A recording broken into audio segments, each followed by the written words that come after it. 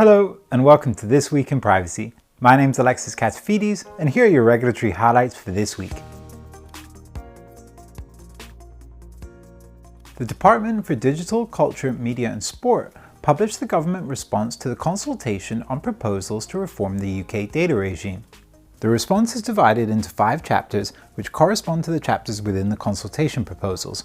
For proposals related to reducing burdens on businesses and delivering better outcomes for the people, the government determined the following responses to be appropriate: moving to a framework based on privacy management programs, replacing the requirement of DPOs with a designated senior individual who oversees matters as part of the privacy management program, removing the requirement to undertake DPIAs as prescribed under the UK GDPR, although risk assessment tools must be in place for the identification, assessment and mitigation of data protection risks, removing the requirement for record of processing activities, although organizations will need to maintain personal data inventories as part of their privacy management program, dropping the proposal to introduce a nominal fee for data subject access requests, moving to an opt-out model of consent for cookies placed by websites, which would not apply to websites likely to be accessed by children, and aligning sanctions for the privacy and electronic communications regulations.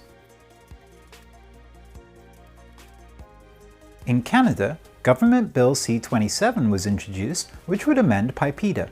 The bill, known as the Digital Charter Implementation Act, is divided into 3 main parts: the Consumer Privacy Protection Act, the Personal Information and Data Protection Tribunal Act, and the Artificial Intelligence and Data Act.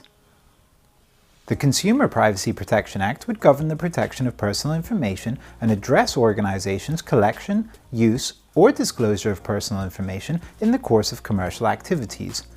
It would provide for provisions around consent, organizations' obligations including accountability, data retention and disposal requirements, and security safeguards, powers, duties and functions of the Office of the Privacy Commissioner of Canada, administrative penalties and enforcement orders, and a private right of action.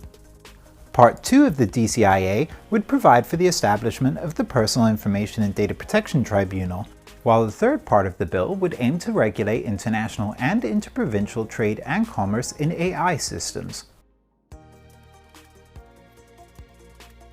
The European Data Protection Board adopted guidelines on certification as a tool for transfers. According to the EDPB, the guidelines are composed of 4 parts, each focusing on specific aspects regarding certification as a tool, such as the purpose, scope, and the different actors involved, implementing guidance on accreditation requirements for certification bodies, specific certification criteria for the purpose of demonstrating the existence of appropriate safeguards for transfers, and the binding and enforceable commitments to be implemented.